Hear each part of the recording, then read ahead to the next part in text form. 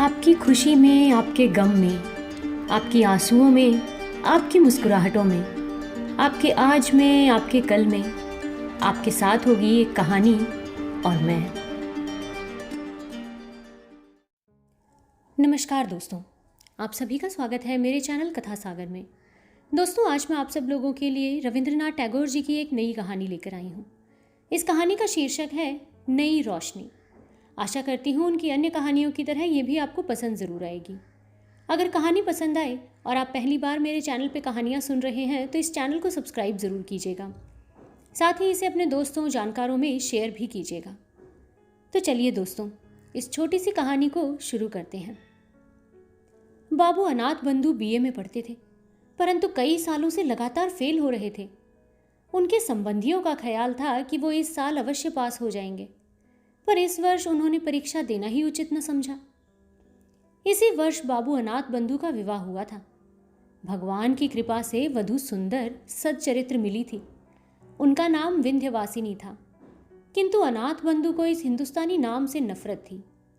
पत्नी को भी वो विशेषताओं और सुंदरता में अपने लायक न समझते थे, परंतु विंध्यवासिनी के हृदय में खुशी की सीमा न थी। दूसरे पुरुषों की बनिस्बत वो अपने पति को सर्वोत्तम समझती थी। ऐसा मालूम होता था कि किसी धर्म में विश्वास रखने वाले श्रद्धालु व्यक्ति की भांति वो अपने हृदय के सिंहासन पर स्वामी की मूर्ति सजाकर हमेशा उसी की पूजा किया करती थी। इधर अनाथ बंधु की सुनिए, वो न जाने क्यों हर समय उससे नाराज रहते और तीखे कड़वे शब्दों से उसके प्रेम भरे मन को हर संभव ढंग से जख्मी करते रहते। अपनी मित्र मंडली में भी वो उस बेचारी को नफरत के साथ याद करते। जिन दिनों अनाथ बंधु कॉलेज में पढ़ते थे, उनका निवास ससुराल में ही था। परीक्षा का समय करीब आया, किंतु उन्होंने परीक्षा दिए बगैर ही कॉलेज छोड़ दिया। इस घटना पर दूसरे व्यक्तियों की अपेक्षा विंध्यवासिनी को अधिक दुख हुआ। रात के समय उसने विनम्रता के साथ कहना शुरू किया, प्राणनाथ, आपने पढ़ना क्यों छोड़ दिया? थोड़े दिनों की मुसीबत सह लेना कोई मुश्किल बात तो ना थी। अब पढ़ना लिखना कोई बुरी बात तो नहीं है।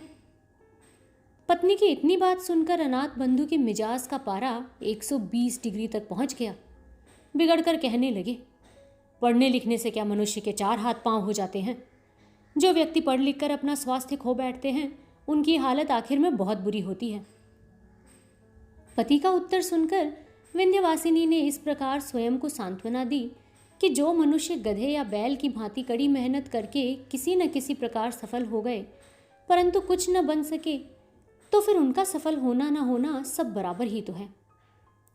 इसके दूसरे दिन पड़ोस में रहने वाली सहेली कमला विंध्यवासिनी को एक समाचार सुनाने आई। उसने कहा, आज हमारे भाई बीए के इम्तिहान में उत्तीर्ण हो गए हैं। उनको बहुत कठिन परिश्रम करना पड़ा, किंतु भगवान की कृपा से उनका परिश्रम सफल हुआ। कमला की बात सुनकर विंध्यवासिनी ने समझा कि मेरे पति की हंसी उड़ाने को कह रही है।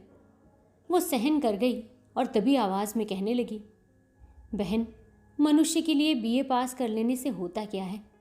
विदेशों में लोग बीए और एमए पास आदमियों को नफरत की नज़र से देखते हैं।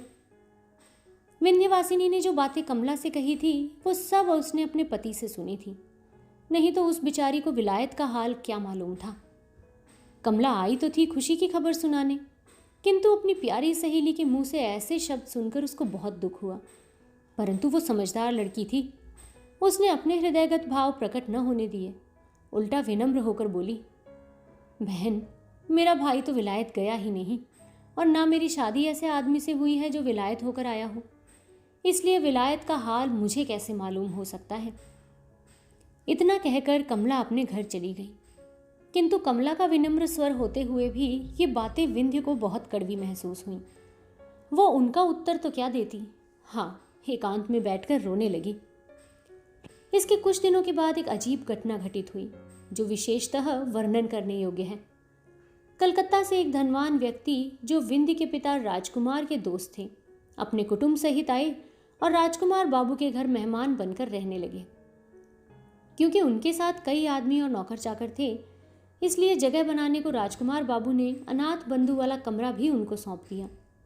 ये बात अनाथ बंधु को बहुत बुरी लगी। तीव्र गुस्से की दशा में वो विंध्यवासिनी के पास गए और ससुराल की बुराई करने लगे। साथ ही साथ उसे बिना गलती के 2-4 बातें भी सुनाई। विंध्यवासिनी बहुत बेचैन और चिंतित हुई, किंतु वो बेवकूफ न थी। उसके लिए अपने पिता को दोषी ठहराना उचित न था, इसीलिए उसने अपने पति को कह सुनकर ठंडा किया।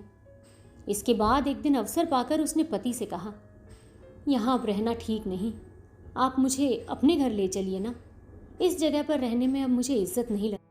अनाथ बंधु परले सिरे के घमंडी व्यक्ति थे। उनमें दूरदर्शिता की तो कोई भावना थी ही नहीं। अपने घर पर सुख से रहने की अपेक्षा उन्होंने ससुराल की बेइज्जती सहना अच्छा समझा, इसलिए आनाकानी करने लगे। किंतु विंध्यवासिनी नहीं मानी और कहने लगी, यदि आप जाना नहीं चाहते तो मुझे अकेली भेज दीजिए, कम से कम मैं ऐसी बेइज्जती सहन नहीं कर सकती। इस पर अनाथ बंधु मजबूर होकर घर जाने को तैयार हो गए। चलते समय माता पिता ने विंध्य से कुछ दिनों और रहने के लिए कहा, किंतु विंध्यवासिनी ने कोई जवाब न दिया। ये देखकर माता पिता के हृदय में शक हुआ। उन्होंने कहा, बेटी विंध्या, यदि हमसे कोई ऐसी वैसी भूल हुई हो तो उसे भुला देना। बेटी ने नम्रतापूर्वक पिता के मुंह की तरफ देखा, फिर कहने लगी, पिताजी, हम आपके कर्ज से कभी छुटकारा नहीं पा सकते, हमारे दिन सुख से बीते। और ये कहते कहते विंध्य का गला भर आया, आंखों से आंसू बहने लगे। इसके बाद उसने हाथ जोड़कर माता पिता से विदा चाही और सबको रोता हुआ छोड़कर पति के साथ चल दी। कलकत्ता के धनवान और गांव के जमींदारों में बहुत फर्क है। जो व्यक्ति हमेशा नगर में रहा हो उसे गांव में रहना अच्छा नहीं लगता, किंतु विंध्य ने पहली बार नगर से बाहर कदम रखने पर भी किसी प्रकार का दुख प्रकट न किया, बल्कि ससुराल में हर प्रकार से प्रसन्न रहने लगी। इतना ही नहीं, उसने अपनी नारी सुलभ चतुरता से बहुत जल्दी अपनी सास का मन मोह लिया। ग्रामीण स्त्रियां उसके गुणों को देखकर प्रसन्न होती थीं, परंतु सब कुछ होते हुए भी विंध्य प्रसन्न न थी। अनाथ बंधु के 3 भाई और थे, 2 छोटे, एक बड़ा। बड़े भाई परदेश में 50 रुपए के नौकर थे, इससे अनाथ बंधु के घर का खर्च चलता था। छोटे भाई अभी स्कूल में पढ़ते थे। बड़े भाई की पत्नी श्यामा को इस बात का गर्व था कि उसके पति की कमाई से सबको रोटी मिलती है, इसलिए वो घर के कामकाज को हाथ तक न लगाती थी। इसके कुछ दिनों के बाद बड़े भाई छुट्टी लेकर घर आए। रात को श्यामा ने पति से भाई और भाभी की शिकायत की। पहले तो पति ने उसकी बातों को मजाक में उड़ा दिया, परंतु जब उसने कई बार कहा तो उन्होंने अनाथ बंधु को बुलाया और कहने लगे, भाई 50 रुपए में हम सबका गृहस्थ नहीं चल सकता, अब तुमको भी नौकरी की फिक्र करनी चाहिए। ये शब्द उन्होंने बड़े स्नेह से कहे थे, परंतु अनाथ बंधु बिगड़कर बोले, भाई साहब, 2 मुट्ठी अन्न के लिए आप इतने नाराज होते हैं? नौकरी ढूंढना कोई बड़ी बात नहीं है, किंतु हमसे किसी की गुलामी नहीं हो सकती। इतना कहकर वो भाई के पास से चला गया। इन्हीं दिनों गांव के स्कूल में 3rd मास्टर की जगह खाली हुई। अनाथ बंधु की पत्नी और उनके बड़े भाई ने अनाथ बंधु से उस स्थान पर नौकरी करने के लिए कहा, लेकिन अनाथ बंधु ने साफ मना कर दिया। अब तो अनाथ बंधु को केवल विलायत जाने की धुन लगी थी। एक दिन अपनी पत्नी से कहने लगे, देखो, आजकल विलायत गए बिना व्यक्ति का सम्मान नहीं होता और ना ही अच्छी नौकरी मिल सकती है, इसलिए हमारा विलायत जाना तो बहुत ज़रूरी है। तुम अपने पिता से कहकर कुछ रुपया मंगा दो तो हम चले जाएं। विलायत जाने की बात सुनकर विंध्य को बहुत दुख हुआ और ऊपर से पिता के घर से रुपया मंगाने की बात से तो बेचारी की जान ही निकल गई। दुर्गा पूजा के दिन करीब आए तो विंध्य के पिता ने बेटी और दामाद को बुलाने के लिए आदमी भेजा। विंध्य खुशी खुशी मायके आई। माँ ने बेटी और दामाद को रहने के लिए अपना कमरा दे दिया। दुर्गा पूजा की रात को ये सोचकर कि पति न जाने कब वापस आए, विंध्य इंतजार करते करते सो गई। सुबह उठी तो उसने अनाथ बंधु को कमरे में ना पाया। उठकर देखा तो माँ का लोहे का संदूक खुला पड़ा था। सारी चीज़ें इधर उधर बिखरी पड़ी थीं और पिता का छोटा सा कैश बॉक्स जो उसके अंदर रखा था वो गायब था।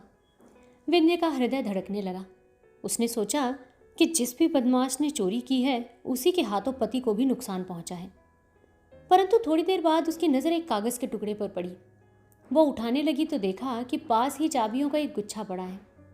पत्र पढ़ने से मालूम हुआ कि उसका पति आज ही प्रातः जहाज़ पर सवार होकर विलायत चला गया है।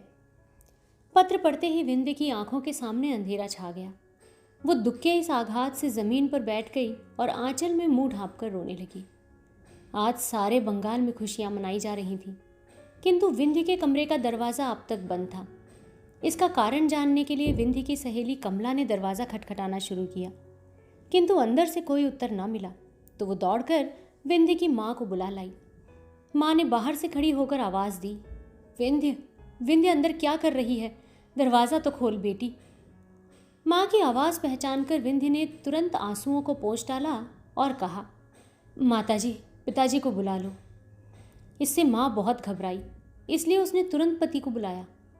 राजकुमार बाबू के आने पर विंध्य ने दरवाज़ा खोल दिया और माता पिता को अंदर बुलाकर फिर दरवाज़ा बंद कर लिया। राजकुमार ने घबराकर पूछा, विंध्य, क्या बात है बेटा, तू रो क्यों रही है?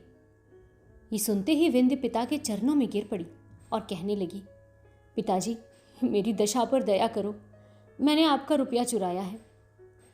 राजकुमार आश्चर्य में पड़ गए। उसी हालत में विंध्य ने फिर हाथ जोड़कर कहा, पिताजी, इस अभागिन का अपराध क्षमा कीजिए। स्वामी को विलायत भेजने के लिए मैंने ये नीच कार्य किया है। अब राजकुमार को बहुत गुस्सा आया। डांट कर बोला, मक्कार लड़की, यदि तुझे रुपए की आवश्यकता थी तो हमसे क्यों नहीं कहा? विंध्य ने डरते डरते उत्तर दिया, पिताजी, आप उनको विलायत जाने के लिए रुपया नहीं देते। ध्यान देने योग्य बात यह है कि जिस विंध्य ने कभी माता पिता से रुपये पैसे के लिए विनती तक नहीं की थी, आज वो पति के पाप को छिपाने के लिए चोरी तक का इल्जाम अपने ऊपर ले रही है। विंध्यासिनी पर चारों तरफ से नफरत की बौछारें होने लगी। बेचारी सब कुछ सुनती रही, किंतु खामोश रही। तीव्र क्रोधावेश की हालत में राजकुमार ने बेटी को ससुराल भेज दिया। इसके पश्चात समय बीतता गया, किंतु अनाथ बंधु ने विंध्य को कोई पत्र न लिखा और न अपनी माँ की सुध-बुध ली। पर जब आखिरकार एक दिन सब रुपए जो उनके पास थे खर्च हो गए तो वो बहुत ही घबराए और उन्होंने विंध्य के पास एक तार भेजकर तकाजा किया। विंध्य ने तार पाते ही अपने कीमती आभूषण बेच डाले और उनसे जो भी मिला वो अनाथ बाबू को भेज दिया। बस अब क्या था, जब कभी रुपयों की जरूरत होती वो झट विंध्य को खत लिख देते और विंध्य से जिस तरह भी बन पड़ता अपने रहे सभी आभूषण बेचकर उनकी आवश्यकताओं की पूर्ति करती। यहाँ तक कि बेचारी गरीब के पास कांच की 2 चूड़ियों के सिवाय अब कुछ भी बाकी न रहा। अब अभागी विंध्य के लिए संसार में कोई सुख शेष न रहा था। हो सकता था कि किसी दिन दुखी हालत में आत्मघात भी कर लेती, किंतु वो सोचती कि मैं स्वतंत्र नहीं, अनाथ बंधु मेरे स्वामी हैं, इसलिए मुसीबत सहते हुए भी वो जीवन के सारे दुख उठाने पर मजबूर थी। अनाथ बंधु के लिए वो जीवित रहकर अपना कर्तव्य पूरा कर रही थी, किंतु अब क्योंकि उसके लिए विरह का दुख सहना कठिन हो गया था, इसलिए मजबूर होकर उसने पति के नाम वापस आने के लिए एक पत्र लिख दिया। इसके थोड़े दिनों बाद अनाथ बंधु बैरिस्ट्री पास करके साहब बने हुए वापस लौट आए, परंतु देहात में बैरिस्टर साहब का गुजारा होना मुश्किल था, इसलिए पास ही के एक कस्बे के होटल में आश्रय लेना पड़ा। विलायत में रहकर अनाथ बंधु के रहन सहन में बहुत अंतर आ गया था। वो ग्रामीणों से नफरत करते थे। उनके खान पान और रहन सहन के तरीकों से ये भी न पता होता था कि वो अंग्रेज हैं या हिंदुस्तानी। विंध्य को ये सुनकर बहुत खुशी हुई कि स्वामी बैरिस्टर होकर वापस आए हैं, किंतु माँ उसकी बिगड़ी हुई आदतों को देखकर बहुत बेचैन हुई। अंत में उसने भी ये सोचकर दिल को समझा लिया कि आजकल का ज़माना ऐसा ही है, इसमें अनाथ बंधु की क्या गलती। इसके कुछ समय बाद एक बहुत ही दर्द भरी घटना घटित हुई। बाबू राजकुमार अपने कुटुंब सहित नाव पर सवार होकर कहीं जा रहे थे कि अचानक नौका जहाज से टकराकर गंगा में डूब गई। राजकुमार तो किसी तरह बच गए, किंतु उनकी पत्नी और बेटे का कहीं पता न लगा। अब उनके कुटुंब में विंध्य के सिवाय कोई दूसरा शेष न था। इस दुर्घटना के बाद एक दिन राजकुमार बाबू बेचैनी की अवस्था में अनाथ बंधु से मिलने आए। दोनों में कुछ देर तक तो बातचीत होती रही। आखिर में राजकुमार ने कहा, जो कुछ होना था सो तो हुआ, अब प्रायश्चित करके अपनी जाति में सम्मिलित हो जाना चाहिए, क्योंकि तुम्हारे अलावा अब दुनिया में हमारा कोई नहीं। बेटा हो या दामाद, हमारे तो जो भी कुछ हो अब तुम ही हो। अनाथ बंधु ने प्रायश्चित करने के लिए हामी भर दी। पंडितों की सलाह ली गई तो उन्होंने कहा, यदि इन्होंने विलायत में रहकर मांस नहीं खाया तो इनकी शुद्धि वेद मंत्रों द्वारा की जा सकती है। ये खबर सुनकर विंध्य खुशी से फूली न समाई और अपना सारा दुख भूल गई।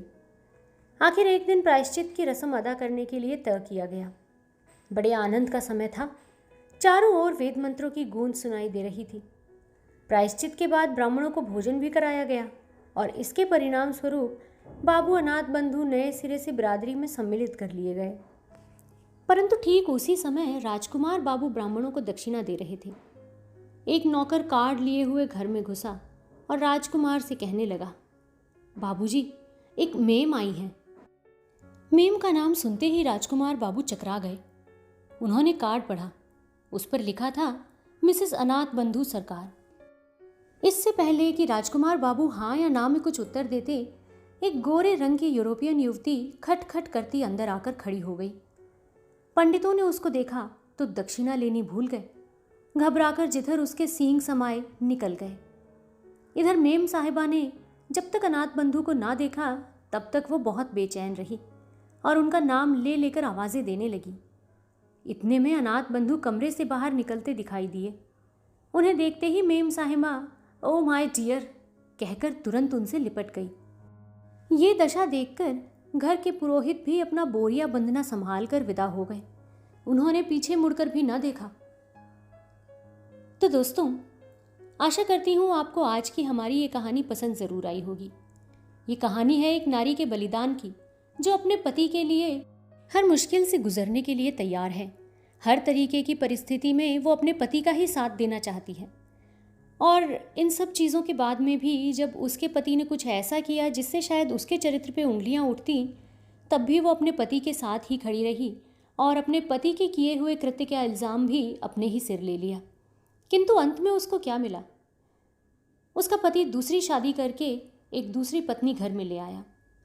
और इसी चीज़ से नारियों को एक सबक लेने की बहुत ज़्यादा ज़रूरत है। वो ये है कि गलत काम में अपने पति का साथ कभी ना दें। अगर पति गलत रास्ते पे चल गया है तो उसे या तो वहाँ से वापस मोड़ के लाने की कोशिश करें, और अगर वो वापस नहीं आता है, बातें नहीं समझता है, तो फिर शायद उसका साथ छोड़ देने में ही पत्नी की भलाई होती है। तो चलिए दोस्तों, ये कहानी हमें ये तो सिखाती है कि कुछ रिश्ते जब दोनों तरफ से निभाए जाते हैं तभी निभते हैं। एक ही तरफ से उन रिश्तों का बोझ एक ही आदमी को ढोना पड़े तो वो रिश्ता रिश्ता नहीं रहता। तो दोस्तों, जल्दी ही आप लोगों से फिर से मुलाकात होगी एक नई कहानी में। तब तक के लिए मैं आप सब लोगों से विदा लेना चाहूँगी। आप अपना और अपने पूरे परिवार का ध्यान रखिए, खुश रहिए और स्वस्थ रहिए। नमस्कार।